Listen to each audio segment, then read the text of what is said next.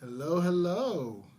Welcome everybody to episode 7 here. Have we found music yet? We need to get on that and get some music. It's a work in progress. Yeah, we have not gotten that music yet, which means you're not getting that music yet. But if you need some, here you go. Introduction music to Big Sexy Digital Nomad. Yeah. All right, well, I guess I'm gonna take a drop of that, and then we're gonna have intro music.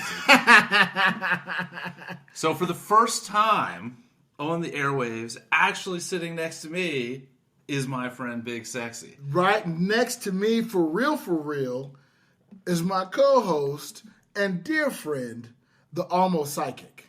And we are recording from fabulous Las Vegas, from a suite in the New York Hotel and Casino. And in fact, if you hear a little faint roar in the background and occasionally some screaming, it is because the famed roller coaster of the New York is right outside. Right that outside. window. Oh yeah, I love that the suites are really close to the roller coaster as it goes back and forth.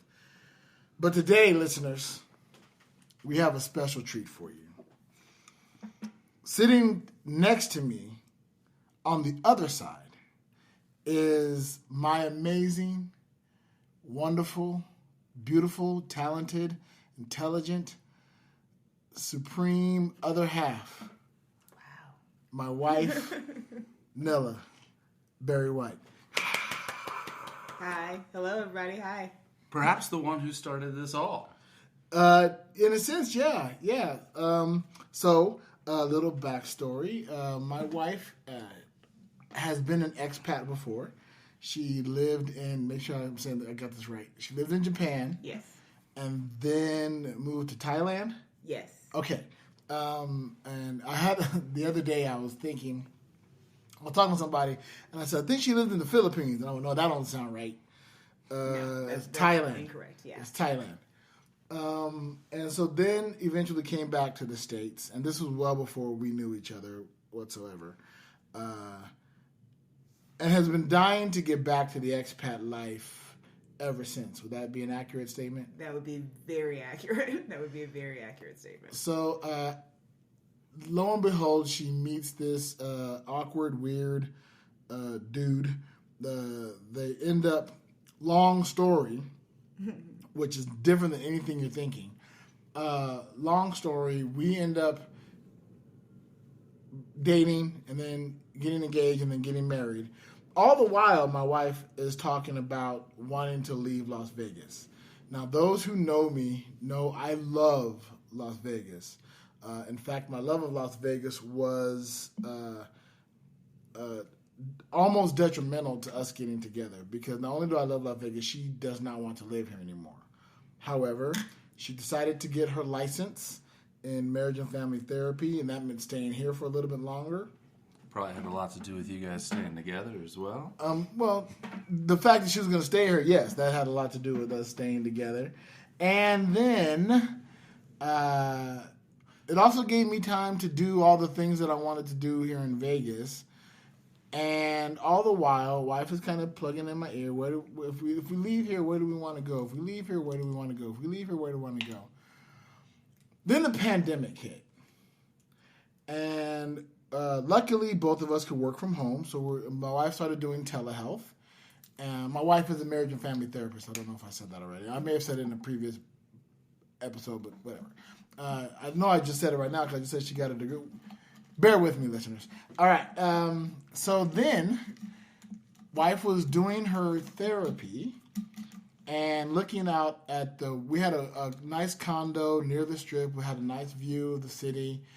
And so is this how the idea was born? Right. And I want you to tell us the thoughts you were having as you were looking out that window. Yeah. So we kind of looked out into this condo, which was gorgeous. And one of the best features was the floor-to-ceiling windows with a partial view of the Strip. Just priceless. Beautiful sunrise, beautiful sunset, fireworks occasionally, sometimes legal, sometimes not. But always just something interesting to see out of that window. So it was like a vacation every day almost, from the view. From the view, yeah. From the view. From the view, yeah. And so as I was kind of looking out the window, I kind of literally thought to myself, like, well, this is an interesting view. I wonder what other kind of view could be out there. Like, this could be a mountain. This could be a beach. This could be, you know, a condo in Lisbon. Could this be a condo in Lisbon? Right? And really just from that kind of thought process of like, what other options are out there? Like, what else is available? What else could we see if I wanted to look out of a different window? And then it turned out that, like, actually, no, it's actually possible to find a different window to work from. And so I thought, well, I don't know, let me go to my husband who loves Las Vegas. I really do. And say, like, how about we just pack up and leave? So that's kind of what happened. Literally, wife came in, like, how about we do that? Because, you know, I can work anywhere in the world. And we both love travel. We both love to travel. And we travel well. And we both travel very, very well together. On our honeymoon, we took a cruise through Italy and Greece and got a chance to see a whole nother side of the world together. And I love that experience. So the thought of traveling the world with my wife has always been something that has appealed to me. So the idea wasn't met with pushback like I thought in my own head it would be. I'm like, maybe that's something we could do. All right. And I trust my wife and I love my wife and I want to see the world together. So we said, okay, let's look at what that looks like. Let's look at maybe 2 or 3 years. We'll see what's going on here. Establish businesses, start saving money, getting things together. Move into an apartment. The lease is coming up in January. We're starting having talks in July, maybe August, July. And wife says, I have a proposal. Let's leave in January. Which at the time was about 6 months. Right, about 6 months. About 6 months. Yeah. 'Cause I remember going, shit. That's in 6 months' time. And my brain starts doing the calculations of everything that needs to happen in that time. First and foremost, I had to talk to my mom. Right. My mom lives in California. I'm her only son. I'm an only child. And I'm 4.5 hours away. But if I go to Lisbon, that's going to be a little bit more than 4.5 hours away. So I called my mom. I said, hey, Mom, what do you think about this? And my mom said, that sounds amazing. If you want to do that, I will support you. And so weight lifted off the shoulders. And again, Mom, doesn't want me to leave. But she said, I won't stop you from seeing the world and doing other things. So now we're to a point where we're starting to get things in order. Now, I have a question. Okay. Babe. That people keep asking me, and I kind of know the answer you've given me, but I want the listeners to hear you tell it. Why Portugal? Yeah, so it's really interesting. Portugal had never really been on my radar before. I'm actually kind of more of Costa Rica, Thailand. Like, I really want beach and sun. I'm team boycott winter. I don't want anything cold, right? So Portugal hadn't really popped up. Europe hadn't really popped up, to be perfectly honest. I wasn't really looking in that direction. But then, when I started to kind of explore, particularly the idea of just a condo in Lisbon. I don't know why that came to mind as just the first imagination. But when I started to kind of look into what that might entail, Portugal just kind of ticked all of the boxes for things that were important to me. Things in terms of, stable government and, decent cost of living, stable infrastructure, welcoming population, I'm just counting all of the things that you are mentioning that are not here in this country. And so far, we're 4 for 4. Sure. Let's keep going. Accessible health system. Right. I'm going to give that 5 and 6 because it's that important. There are 7 UNESCO world sites within that country, and so they have a particular focus on climate change, clean air, clean water, and policies in place for clean air and clean water. It is LGBTQ friendly.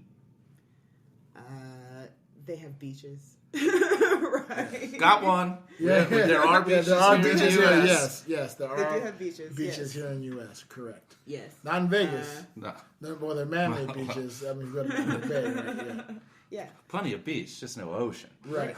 And it is ranked as on a lot of different lists as the safest or one of the safest countries in the world. Yeah. As a matter of fact, the last time I was on Ice Cream Social, shout out to the boys. They looked it up, and right now on the list, whatever Jacob pulled up, Portugal sits at number 6. It was sitting at number 6. And so I mentioned, I was saying, yeah, Portugal's like third on the safest cities in the world to live, or what safest country to live in. And Jacob looked it up, and he said, oh wait, no, Portugal's now 6. And I was all, so wait, did Portugal get less safe, or did some other cities finally go, we need to buck up our safety? There's also a degree to which, depending on the source, these lists are, I don't want to say bullshit.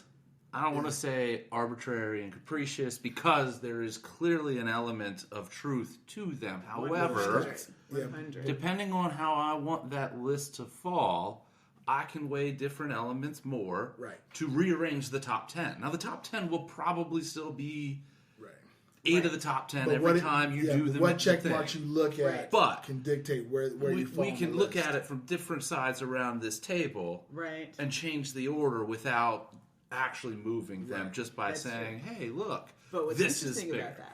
What's interesting about that is that the United States, though, would not be in that top 10 ever. Never. The United States no matter how you try to look around the table. And we're fairly safe. I mean, in a list of 300 countries, we're not like 300, right? But I don't know, we're like 79. 80, like there are some significantly safer countries. So, just in terms of general crime and so on. So, so, for all those reasons, it just seemed to make sense. And then when I started to look at the laws for residency, there's actually a path to residency. There aren't an awful lot of Americans there right now. There's something like 7,000 that have applied for and achieved residency in the last 10 years or something. So it's a pretty tiny population. But it has a really active expat community. And that's something that was really important to me, too, is to be able to meet up with other travelers, find like-minded folks who are also interested in, having different experiences of the world. That's just kind of an invaluable connection I found. And so, that was also top of the list. And so Portugal just seemed to hit literally all of those boxes. So I was like, well, let's go see. Yeah. So. And I know that this wasn't probably originally a factor because it's a newer thing, and you guys have had the specific idea of Portugal for a while, but they just rolled out specifically a digital nomad visa program. They did. They actually, just in case anybody was wondering, and nobody's out there to fact check us, they took the name of this podcast Absolutely. that visa. So you're welcome, Portugal. Welcome. And they heard we were coming to Portugal. They said, we need to make this a little bit easier for them. So they're going to be the digital nomads. It's the shortened version of it. Legally and technically, I'm sure it's the big sexy digital nomad visa. Digital nomad for short. The BS7. So what has me excited and has me thrilled is, one, the idea of it started, right? Like, okay, I'm about to do this. Okay, this is getting done. The next set of excitement was we took a cruise for my birthday. Yeah, completely out of the blue. Actually. Out of the blue. A friend of ours works, shout out to Teresia, love you, miss you, works on Virgin Voyages and on the Scarlet Lady. So she was able to get us a cruise with a friends and family discount or what have you. So we ended up oh, I guess we're going to do a cruise for my birthday. Because it's either that or go to theme parks in California. And when I weighed the two, the theme parks just didn't win out. Again, I'm from California, been there, done that. Want to do it, but still. Cruise will win every time. So we ended up doing a cruise, and we love cruising. Absolutely love cruising a lot. So we did the cruise. We come back.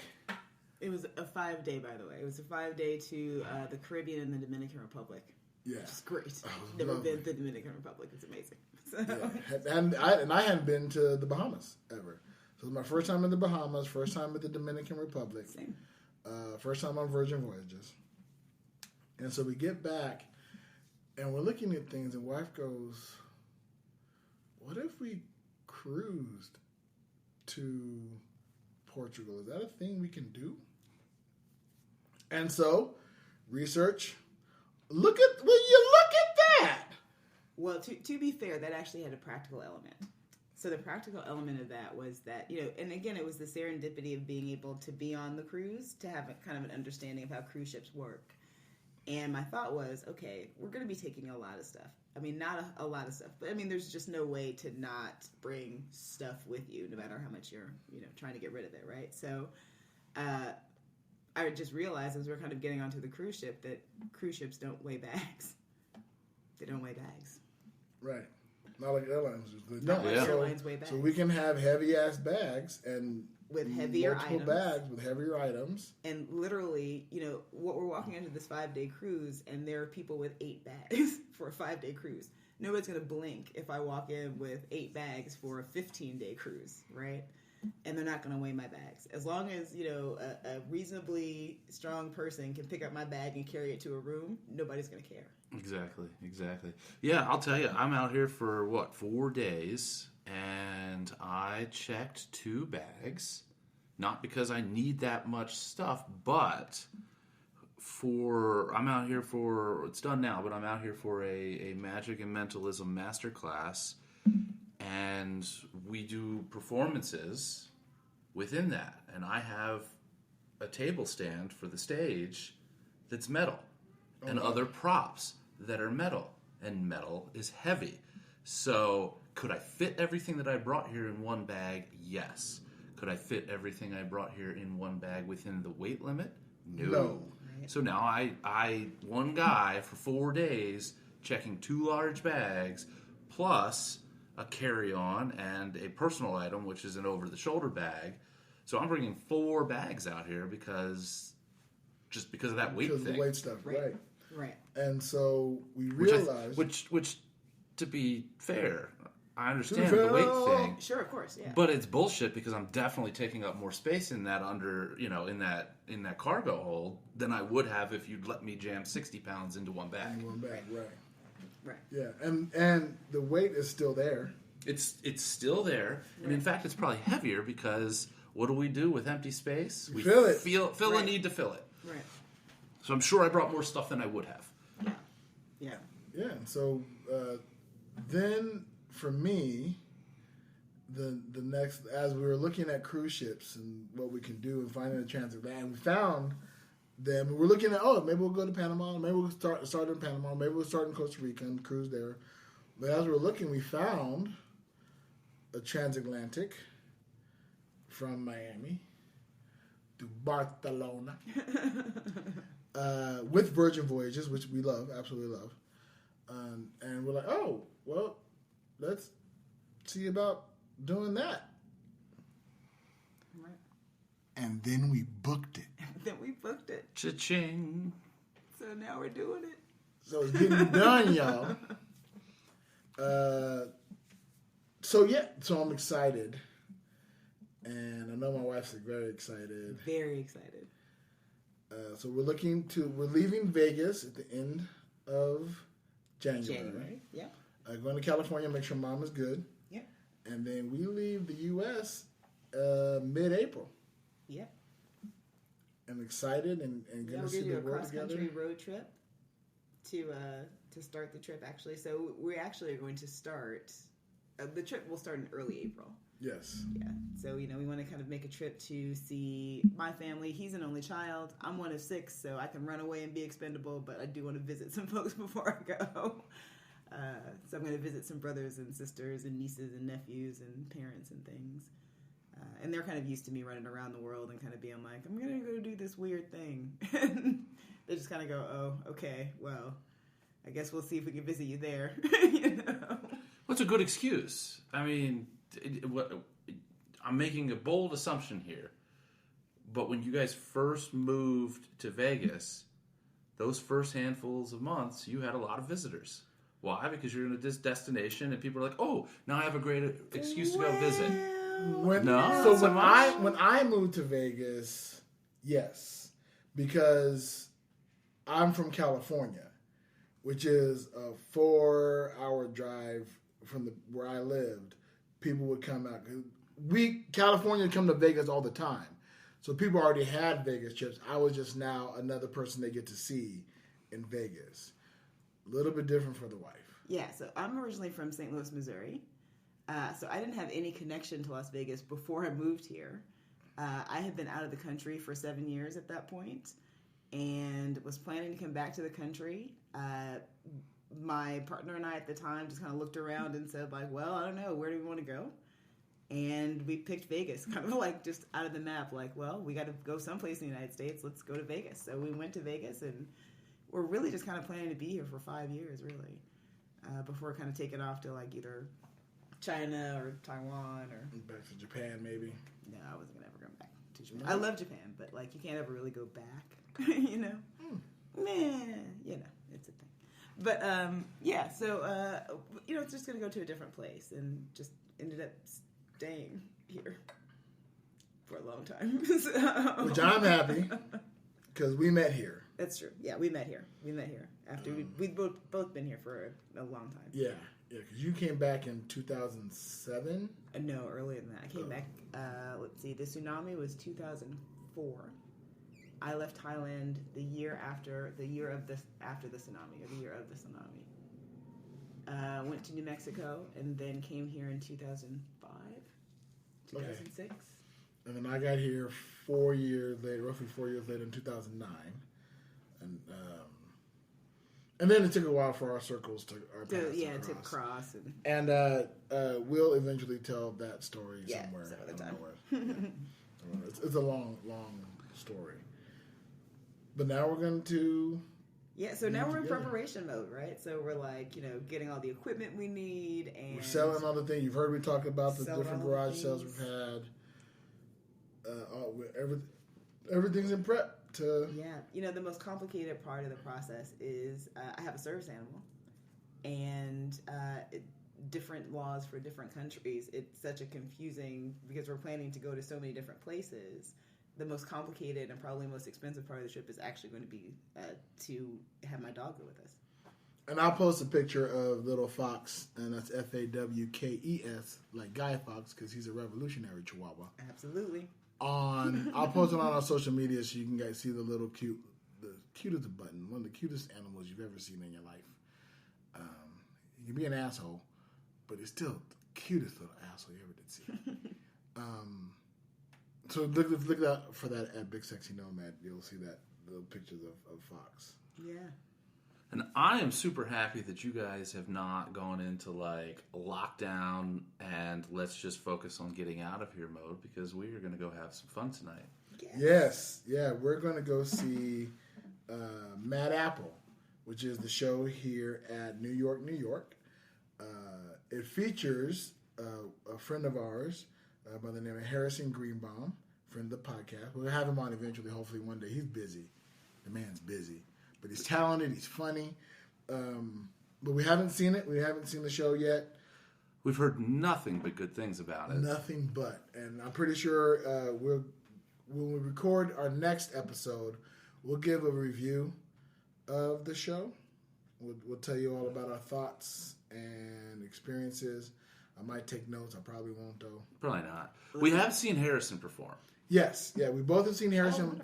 We've seen Harrison Greenbaum perform at Scoop Fest. Okay. Scoop Fest 2021. No, that was 2022. 2022. That was this year.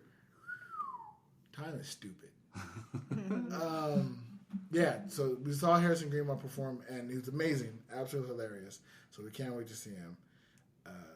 I'm really looking forward to the show. And there's acrobatics and I don't know, all that kind of. Yeah, it's a circus show. It's yeah. yeah. I'm having I do pole dance as a kind of a hobby. And so I am just ecstatic to see all of the acrobatics. I know there's going to be flying pole. I'm this show apparently has a lot going on all the time. And again, I know very little about it, but I know that it is a wide variety. And apparently they've got a pretty crazy pre-show that gets started about 20 minutes before the show, and apparently the stage itself is like a bar, and there's all this other stuff going on, and I don't know too many details outside of that, but apparently it's a time from start to finish. Cannot wait to check it out. I mean, I'm really excited. There's a lot of excitement happening in the big sexy world, and I'm really thrilled. I do want to send a special shout out to. I'm not going to remember any of their scoop names, but to Christine, Sarah, and Steven. Yes. Who came out on Friday night to the Big Sexy Digital Nomad meet and greet here at New York, the bar at Times Square, here in New York. The fabulous, I don't remember how to say all that shit. And the fabulous New York Hotel and Casino in amazing Las Vegas, fabulous Las Vegas, which has been a crazy, busy place these past few days. There was a Raiders game today. We're recording this on Sunday. If you haven't figured that out yet, now you know. There was a hockey game yesterday. There was a Jonas Brothers concert. There was a Post Malone concert that were all within very close proximity that have made this place an absolute madhouse. The past couple of days. Well, I'm glad we don't live here and don't have to come here unless we're doing stuff. Unless I have friends in town, I get to come here and play tourist. Like Friday night was fun. We did get to sit down outside the bar in Times Square and play tourist, hand out Big Sexy Digital Nomad stickers to random strangers like there were porn cards. That was hilarious. I could almost get on the click, too. Yeah. You're working on it. I got that snapped down Yes, almost. that was hilarious. And then hanging out, chilling, and big shout out. I also want to give a shout out to both Sarah and Steve. Steve is Bat Scoop, I know that much, and Sarah Boyle is the other Sarah. I don't know. We were talking about it. I don't remember what her scoop name was. Well, she's a two-name person now, Sarah Boyle. Right. Exactly that. So they came to Mahjong today. Oh, fantastic! Yeah, they came to Mahjong, and they learned how to play Mahjong and played a little bit, and brought their cotton candy machine. Oh, sweet! So amazing! My man Steve had chai cotton candy. That's a thing? Watermelon cotton candy and banana cotton candy, and then you mix the chai and banana, and it tasted like banana pudding. Like a spiced banana pudding. Woo! Let me tell you, I can't eat a lot of sugar. I got the diabetes, but I did have a taste of it, and it was phenomenal. So it was real. Mad shout out to both of them. I will at this moment plug Bat Scoop's audio drama. Yes. Not a podcast. It's an audio drama called The Binary Saga. We talked about it on Friday. That's right. Yep. We mentioned it on Friday. I started listening on Saturday. I have not been able to stop listening, except for when other podcasts come through. I will listen to other podcasts and I come right back into it because it is an audio drama and it's really good. It's called The Binary Saga. I recommend you check it out. How do people find it other than just search? Is it easy enough to search? I think you can go to it's either like binarysaga.com or thebinarysaga.com, and it's really easy to search. Yeah, if you search The Binary Saga, it's the only thing that pops up. And we'll try to get some links and put them in the notes to the episode. We'll definitely send that. So I want to give, again, a big shout out, a big thank you for them, not only for Friday, but then for coming through today and hanging out and playing with us. Really appreciate it. Man, how good is it going to be from a health standpoint to get the hell out of this country and our eating habits? Man, what I'm looking forward to, and this is what I found interesting when we went to Italy and Greece. There was a lot of fucking walking. A lot of walking. Well, not just the walking, but the food. Well, the food, like, too. I would be interested in seeing, and I haven't put thought to this, and I haven't researched this because the synapses are firing from this conversation right now. Right. What are the diabetes numbers statistically in countries that aren't the U.S.? Oh, I don't Because know. they've got to be off the chart here comparatively. Well, what's interesting about that, and also, if I can add just a personal note about why we're going, another reason we might find ourselves in Portugal is that they have the oldest research facility for diabetes in the world, and it's actually located in Lisbon. So I'm learning something new today, too. yeah, people fly in from all over the world to have care in Portugal for diabetes. Which I have, so I'll be there. So my hope is that it's going to be like a healthier journey in like a gazillion different ways. Yeah. And I'm looking for, as I was saying, I'm looking forward to, I was able to manage walking so much in Italy and Greece. Like I was mildly concerned about it, but I found some comfortable shoes. And we walked a lot. Well, I mean, we walk had to. everywhere. So, Yeah, not right. a lot, everywhere. Yeah, and I was able to manage and get by. I'm not a big walker, but I know I lost weight on that. I lost weight on a cruise, which is not easy to do at all because they feed you all the time. All the time with delicious foods. I'm thinking about that hanger flank steak that we had on the last cruise. It was so good. The grilled shrimp. Yeah, we're already mapping out our restaurants. So yes, healthier. I should probably start looking into that, the food and such that's on a cruise, because I've got one coming up You in got like your 3 cruise weeks. coming up really soon. And it's my first one. It's his first ever cruise. Oh, that's amazing. I can't wait to hear about that. Oh, it's so much fun. And I'm not going to point anybody in this room out, but somebody might have pushed me to get a little bit more serious about booking one. Now, I have booked a cruise before, and then 2020 happened, so it didn't happen. And my schedule's kind of all over the place. And this has been mentioned on here in the past, but for you, I'll retell this. It literally got to the point where, and everybody that's been on cruises tells you, hey, you're going to love it, especially when they know who I am and how I like to just get up and go all the time. And it just got to the point where I was just like, you know what? I have to figure out a way to do this. And instead of my travel agent sending me potential itineraries and me shooting them all down because there was, a day here or there that just wouldn't work, I said, hey, you're getting an invite to share my Google Calendar. Now you know the restrictions. Go find me a cruise, and within like 2 days, I had one, and it worked. And we'll be out December 5th out of somewhere out. We'll fly into Orlando, and then whatever port's nearest to there is where we'll go from. So cool, good stuff. You're gonna love it. I'm looking forward to it, and obviously I will talk all about it on a subsequent episode here. Because that's what we do, is talk about... We'll talk about travel. Travel and exploration, and... I'm so looking forward to that. Stuff to do in places that you go. Yeah. You're going to have stories to tell. And you may have good. There might be bad. And look, cruises aren't perfect.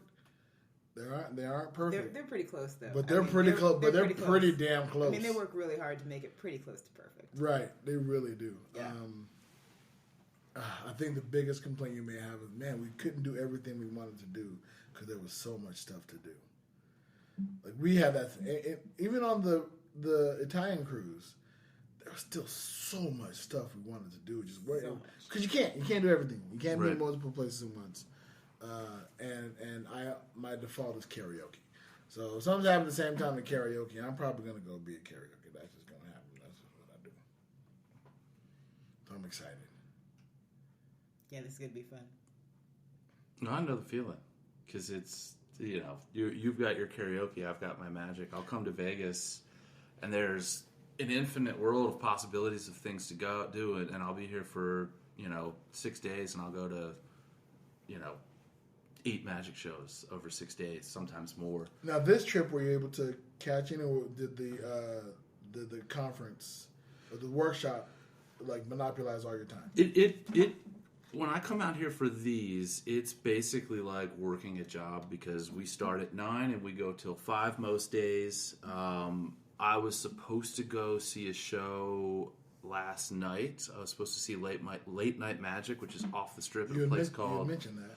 Alexis Park, but some people from the master class, when we left, decided to go grab dinner. I didn't get back here to the room until about 9:30, and I was just done.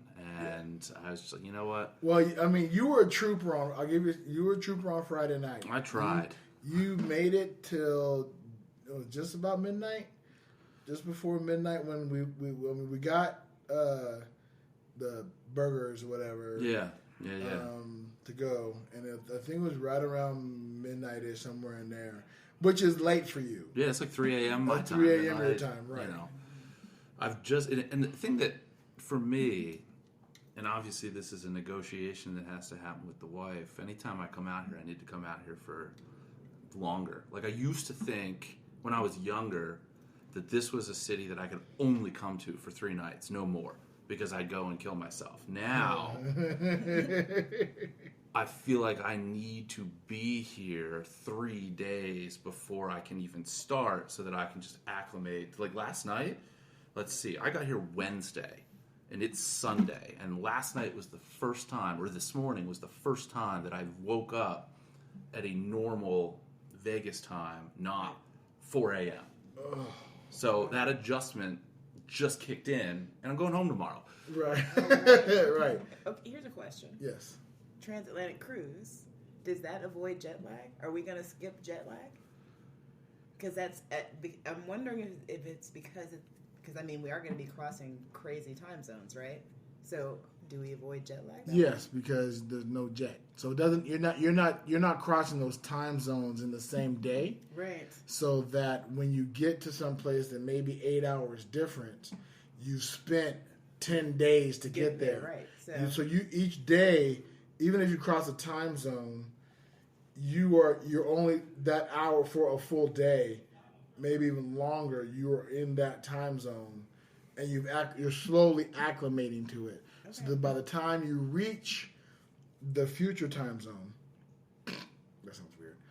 All we do is time travel. Really is. It's the number 1 time travel podcast. Exactly. Well, we may have to. We're definitely in the top 10. Listen to know we're the number 1 time travel, real time travel via time zone podcast. Hey, if we weren't, we will be. We will be. We'll earn it. We'll earn it. We'll come back and get there. That's what we do here. We earn it. Yes, you because you're not crossing it so fast. You're having time to acclimate. It's going to be great. All right. I mean, because you're going to wake up and want to see the sunrise every day from our balcony. Every single no matter day. what time it happens. And if it happens an hour, if it happens 30 minutes earlier. I don't know about every day. Probably not every day. No. But at least a couple times. I definitely want to see at least a couple of sunrises, just ocean. And she will then come ocean. Eventually and tell me how it was. Because I want to see the sunrise with my eyes closed. Well, we'll do sunsets together. Or we'll definitely do sunsets together. Or the flip side of that, which occasionally is a possibility, which may be a possibility on this really long cruise because I tend to be a night owl, is I may catch a sunrise because I have not gone to bed yet. Fair. That's fair. I've caught a few Vegas sunrises. I'll leave it at that. I've definitely caught quite a few Vegas sunrises. That's never going to happen for me. No, not ever. Never. I mean, you'll catch a Vegas sunrise, but only because you just woke up to see it. Right. Yeah. Not where you caught the. You won't catch the same Vegas sunset and the sunrise in the same state of consciousness. No, not the same day. No. Not at all. What? I have a question for you, babe. What are you most looking forward to? Bless you. What are you most looking forward to once we get to Europe? Food. I'm looking forward to the food. I really am looking forward to. I love seafood. I'm looking forward to trying new flavors. I'm looking forward to, shopping in different grocery stores. Yeah, food. I'm looking forward to the food. Interesting. I oddly enough, and this is how you can tell where my mind is usually at always, I am honestly looking forward to being in striking distance from some European friends of ours. Oh yeah, absolutely. Like there is a drive in me. I'm like, oh man, this is going to be great because friends I don't get a chance to see because they live across the pond. Now we'll be in relatively striking distance of seeing them and exploring together. We have friends of ours, the Lakeys, right. Shout out to Joe and Alex, who travel a lot. They do a lot of travel. Who we met on a cruise. Who we met on our Italian honeymoon cruise. And I always say, it's funny, you know how you put things in the universe? I always would tell them and say, I can't wait until we can cruise like y'all cruise. Or we can travel like y'all travel. And in the back of my mind, I wasn't ever sure that was ever going to be a possibility. Because again, that's difficult to do from the U.S. It's pricey to do from the U.S. Suddenly, that possibility, maybe not as much as they do, but still occasionally is looming as a bigger possibility. Mm-hmm. Not just that. The other thing I'm really looking forward to is experiencing new cultures and, new architecture, new way to be, meeting new people who've had these crazy different lives, way different than anything we've done, and getting to hear their stories and their backstories, and also sharing that with not just my wife, not just my friends, with the people on the podcast, right? Sharing those experiences as I get to see the world. Like, that's really exciting. Yeah. It's going to be fun. We're going to have just, I don't know. I think it's just going to be amazing. Now, one other thing I wanted to touch on is the wife and I have started a separate social media platform called Colorful Humans Global. And, babe, tell us about that. Yeah, it's still kind of forming, actually. It's going to be kind of part travel log, part... I don't know. I kind of think of it as Humans of New York for creative people, just creative travelers. We just kind of have this tendency to run into these, I don't know, there are people that just kind of hold this light that you just notice, right? And I don't know, I think most people hold that kind of light. Sometimes they show it to you, sometimes they don't. That's maybe me being a therapist about that. But I don't know, you talk to folks and suddenly it's almost like this amazing gift just opens up, right? And random story. We, met someone who we just kind of talked to about how she was dressed. And she turned out to be a maritime pirate and an author. And I mean, how are you living this life, right? So, I don't know, I just kind of want to highlight just the unusual and unique parts of ordinary folks, I guess, that we meet as we travel. And you'll certainly meet a ton. Yeah. Right. Yeah. Right, and which we do. I haven't really talked about my superpower. What was the name? Can we give her a shout out? I'm so sorry. The maritime pirate. It's starts with an M. We have to look that up. Oh. It's Meredith. Keep talking. I'll find it. Well, so the reason we ran into her is because at one of the parties on the cruise, it's Scarlet Night.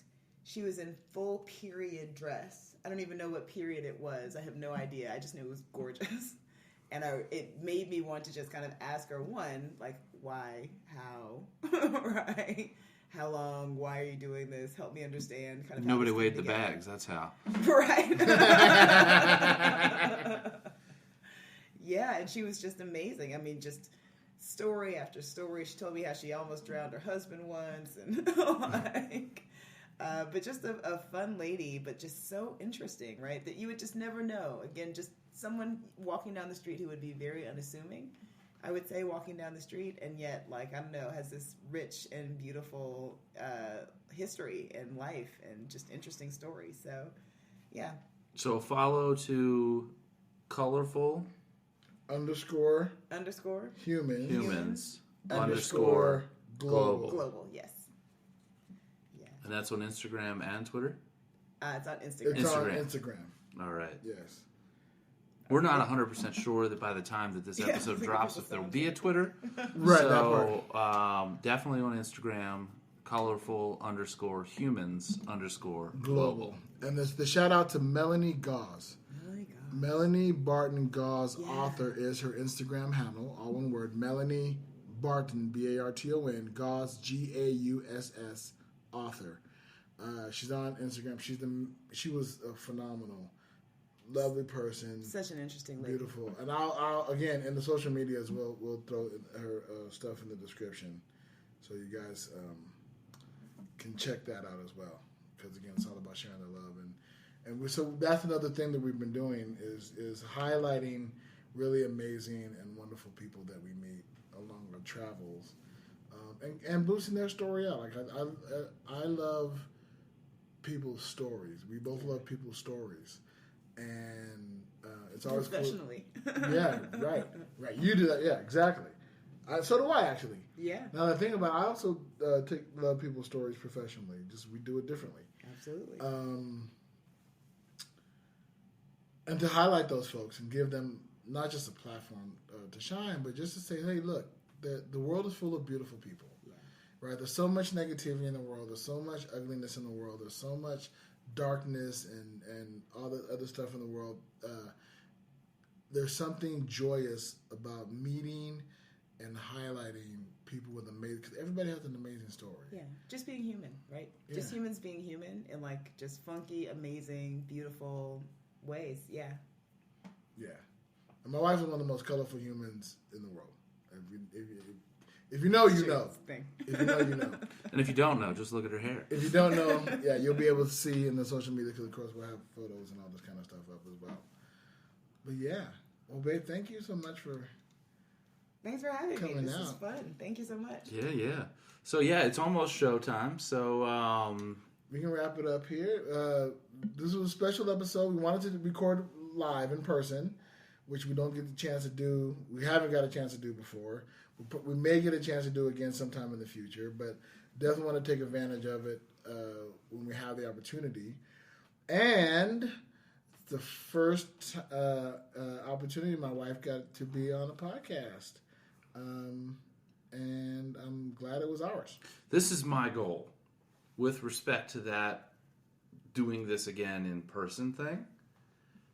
I will want to know, once you've somewhat solidified your cross-country tour roadmap, and I will do what I can to get to one of those destinations, and we'll do this in some random hotel room in who knows where. Yes. But not home for me, not here in Vegas, but somewhere in between. I'm down. Everything is fair game. All right. I have... Once we have that map out, I'll share the map with you, and we'll put pins on a map, and you pick a pin. I would put weight on a state like South Dakota because I haven't been to it, and it's a relatively short list of states I have not been to. Yeah. So I'll always be interested in taking That'd off. be a very interesting reason to go to South Dakota. Right. I mean, we already have the financial reason to go to South Dakota. That we may be able to talk about later. Potential tax reasons. Potential stuff. We don't know. Whatever. We're looking at we're doing research. But if we end up having to go to South Dakota for that reason, that would be hilarious to then record a podcast, because all we would be doing in South Dakota is taking care of the financial stuff and then doing the podcast. That would be the sole reason. Well, I mean, we'd find stuff to do. We'd find stuff to do in South Dakota, but it wouldn't be the reason we're there. There might not be stuff to do in South Dakota. But I'll tell you right now, for me, as long as you guys get there first, I will land in that state knowing 2 people. Yeah, exactly. Because I'm pretty sure I know nobody. I have to know somebody. I might know somebody. Listeners, if you're in South Dakota, give a shout out. Let us know that you're out there and that we know you, and shame of us for not remembering. All Right. This is going to seem like a dumb question, but that's where Mount Rushmore is, right? It's South Dakota, or is that North Dakota? I don't know. It just seems like a question. I don't know if it's dumb or not. 'Cause I don't know the answer, so. Yeah. You know, I'm glad you asked it because I was going to ask the same thing. Check it right now. Mount Rushmore National Memorials in Keystone, South Dakota. All right, good. Yes, Thing to do right there's there. a thing to do right there. We can go check out the big sculpted, All the faces. all the faces. Yes. Sweet. So if you somehow found this podcast and aren't following our social media, you can find us at bigsexynomad. That's on the Instagram, Twitter, if it's still there. Right. And So I still haven't created the TikTok yet. still no TikTok. That's all right. We don't have a whole lot of ticking the talk anyway. We're both older people, and I mean there are some older folks on TikTok, but you know whatever. Meh. You can also find us. We have. Hey, podcasting is fun. At bigsexynomad.com. Yep. Where we'll lead you directly to our RSS feed, and you can come check us out there. You can leave a voice message there or prankcall.me. If you want to leave an external monologue, we'd love to hear from you guys. Or just send an email to bigsexynomad@gmail.com. We read the emails live on air. Well, we read them live, but it's recorded. You know what I mean. And we do have, but please submit more of the external monologues. We're not going to do it in this episode. We're probably not going to do it in the next episode because I think we're going to have another guest. But we will. We are not ignoring your external monologues. So thank you for sending those in. Keep doing it. What if they just want to find you on social media? You can find me at Who Is Big Sexy. That Who Is Big Sexy, pretty much everywhere. At Who Is Big Sexy, Twitter, TikTok, Instagram, Snapchat, all the things. If you're still using Facebook, which I hear some people are, just take the S off of sexy and put it on big. So it's Big's Exy. And how about you? Where can they find you at? Instagram and Twitter, Psychic-ish is the way to find me there. And I am next to impossible to find on the Facebook. But if you find Big Sexy and connect with him, that will lead you to me. Now, tease for maybe the next episode, maybe the episode after that. This trip with our dear almost psychic may result in a rebranding, possibly, maybe information to come later. Stay tuned. Until next time, safe travels, everybody. Safe travels.